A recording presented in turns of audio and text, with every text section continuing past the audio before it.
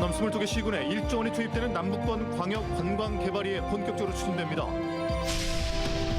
무안의 한 야산에서 버려진 강아지 20여 마리가 발견되면서 지자체와 경찰이 사건 경위 파악에 나섰습니다. 목포 포럼이 목포와 신안, 무안 통합을 총선 공약에 반영할 것을 총선 출마자들에게 촉구했습니다. 전남의 인구 증가 정책은 한계에 다다랐다며 생활 인구 정책으로 전환이 필요하다는 주장이 제기됐습니다. 여러분 안녕하십니까? 목포 MBC 뉴스데스크입니다.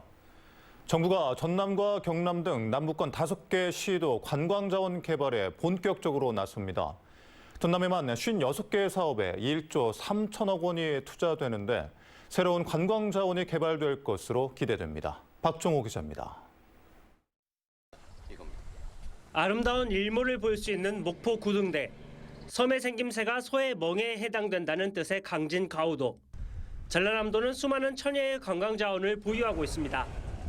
정부가 앞으로 10년간 약 3조 원을 투입해 남북권 광역 관광 개발에 나서기로 했습니다. 부산과 울산, 경남과 광주, 전남으로 이어지는 남해안 5개만을 중심으로 남북권 관광의 경쟁력과 지속 가능성을 높인다는 구상입니다. 전남에는 22개 시군마다 특색 있는 관광 사업을 발굴해 10년간 1조 3천억 원을 쏟아붓는 대형 관광 프로젝트가 추진될 예정입니다.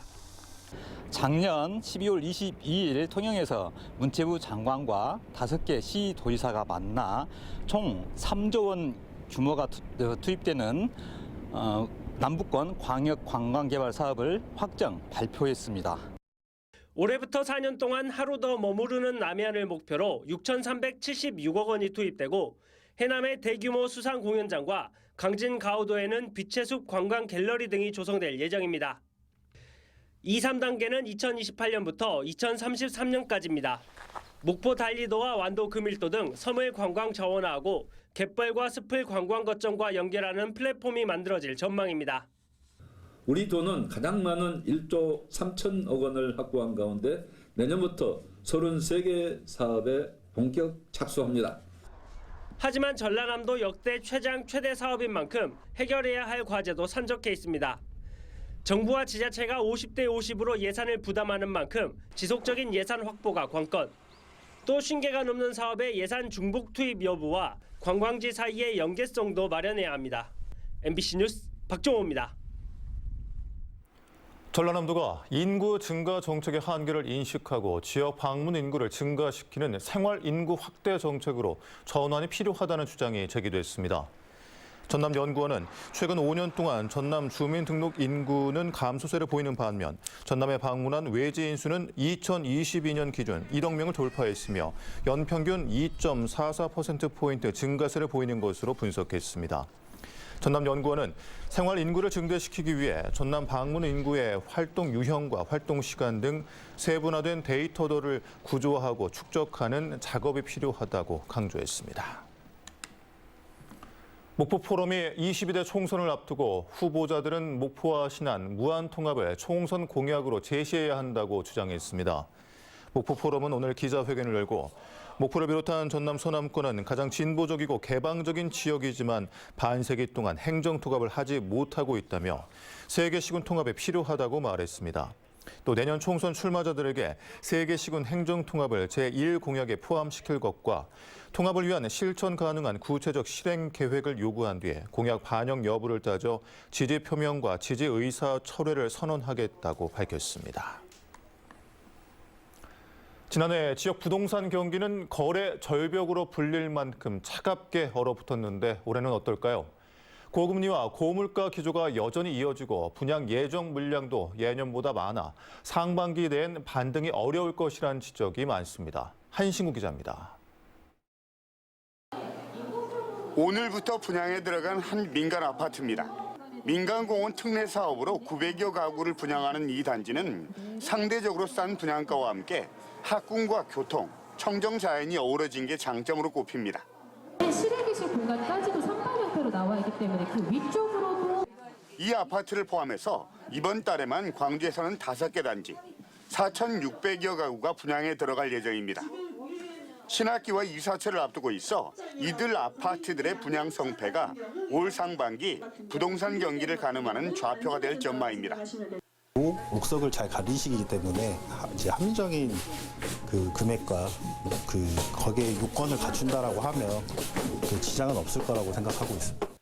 지난해 상반기 잠시 회복세를 보였던 광주의 주택시장은 고금리와 고물가, 원자재값 상승 등 여파로 하락세로 반전했습니다.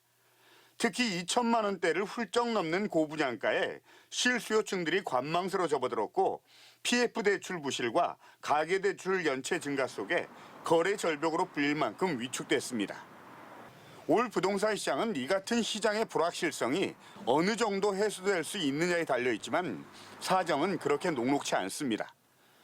부동산 시장이 회복되려면 무엇보다 금리 인하가 뒷받침돼야 하는데 미국을 비롯해 전 세계적으로 물가 상승 압박이 여전한 만큼 상반기 내엔 현실화되지 못할 것이란 전망이 우세하기 때문입니다.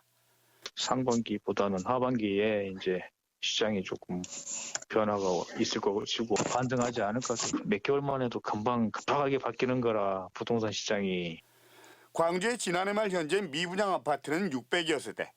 이 가운데 악성으로 불리는 준공후 미분양 물량이 3분의 1은 220여 세대에 이릅니다. 여기에 올해 광주의 분양 물량이 민간공원 6곳을 비롯해서 14,000여 세대 이상일 만큼 만만치 않은 데다가 지난해보다 2배가량 늘어난 입주 물량도 주택시장 전반에 부담으로 작용할 것이라는 해석도 있습니다. 정부가 때문에 지방의 준공후 미분양 주택을 첫 구입한 경우에 중과세를 물리지 않고 악성 미분양 물량을 LH가 매입하기로 하는 등 부양에 나서고 있지만 시장이 어떻게 반응할지는 여전히 안개 속입니다. MBC 뉴스 한신구입니다.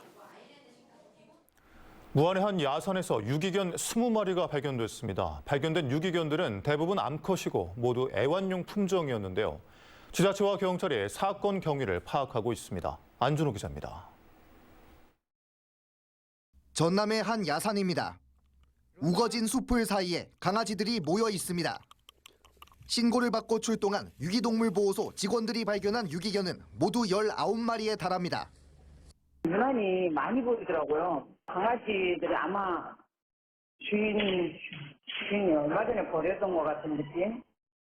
발견된 유기견들은 푸들과 말티즈 등 애완용 품종. 대부분 몸이 마르고 털이 길게 자라 보호자로부터 오랫동안 관리받지 않은 듯합니다. 유기동물 보호소 측은 번식장에서 이 강아지들을 산에 버린 것으로 추정하고 있습니다. 19마리 중에 이제 18마리가 암컷이고 그리고 이런 털 이렇게 관리가 안 된 거 보면은 불법적으로 하시는 분이 아닐까, 번식업자가 아닐까. 개들이 구조됐던 현장에서는 번식장에서 유기된 것으로 추정되는 강아지가 또 발견됐습니다. 해당 유기견들은 현재 유기동물 보호소에서 임시 보호 중입니다. 동물보호단체는 야산 유기견 사건을 경찰에 신고하고 유기견 발견 지점을 중심으로 유기견이 더 있는지 수색, 구조 작업을 이어나가기로 했습니다. MBC 뉴스 안준호입니다. 평년보다 포근한 겨울이 이어지고 있습니다. 이번 주말도 온화할 것으로 예상돼 바깥 활동을 즐기기에 좋겠는데요. 자세한 주말 날씨 이다솔 기상캐스터가 전해드립니다.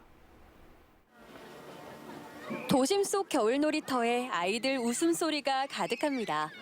썰매장에 내려앉은 하얀 눈마저 포근해 보이는 따뜻한 날씨 덕에 아이들은 추위 걱정 없이 신나게 썰매를 즐깁니다.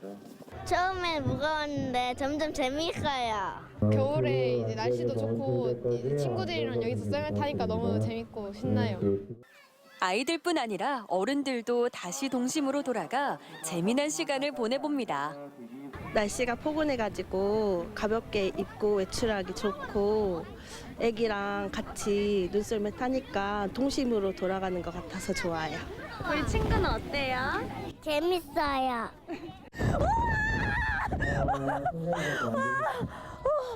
추위 속에서 즐겨도 정말 즐거운 썰매지만 이번 주말 특히 낮 동안 정말 포근한 날씨가 예상돼서 겨울놀이 즐기기 더할 나위 없이 좋겠습니다. 우리 지역에서는 광주 패밀리랜드와 더불어 담양과 화순에서도 썰매장을 만나볼 수 있고 순천과 여수에서도 신나는 썰매를 즐길 수 있습니다. 토요일인 내일 기온은 오늘보다 내림세를 보이겠지만 평년 수준에 머물겠고 일요일엔 낮 최고 기온이 무려 13도까지 올라 봄날처럼 포근하겠습니다. 하지만 다음 주 곧바로 반짝 추위가 찾아옵니다. 일요일인 모레 늦은 오후부터 겨울비와 함께 북쪽 찬 공기가 남하하면서 월요일 광주의 기온은 10도가량 내림세를 보이겠습니다. 이후 기온은 다시 평년 수준을 회복했다 낮아지길 반복하겠습니다. 아직 한겨울, 매서운 추위가 남아있는 만큼 추위 대비와 건강관리 잘하시기 바랍니다. MBC 뉴스 이다솔입니다. 다음은 희망 2024 나눔 캠페인에 함께해 주신 분들입니다.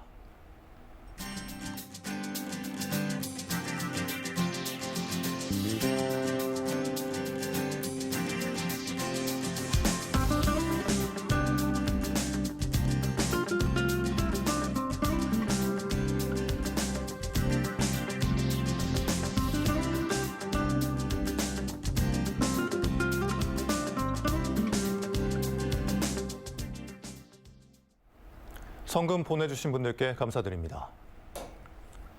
다음 뉴스입니다. 사건 브로커에게 뇌물을 주고 승진 청탁을 한 의혹을 받고 있는 목포경찰서 소속 간부 2명이 구속됐습니다. 광주지법은 이들이 관련 혐의를 부인하고 있지만 증거를 인멸하거나 도주할 우려가 있어 구속영장을 발부했다고 밝혔습니다.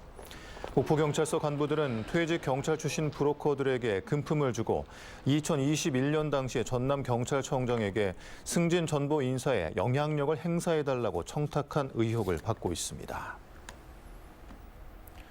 올해 초등학교 신입생 예비 소집이 마무리된 가운데 전남 지역에서 11명이 예비 소집에 불참해 교육당국과 경찰이 소재 파악에 나섰습니다.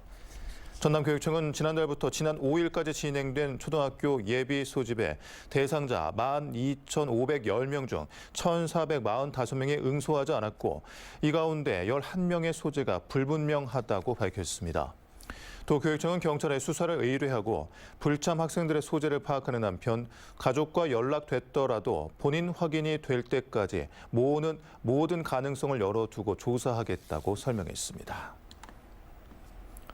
오는 4월 치러지는 국회의원 선거에 목포시 선거구 예비후보 등록이 이어지고 있습니다. 현역 의원인 민주당 김원희 의원이 오늘 예비후보로 등록했습니다.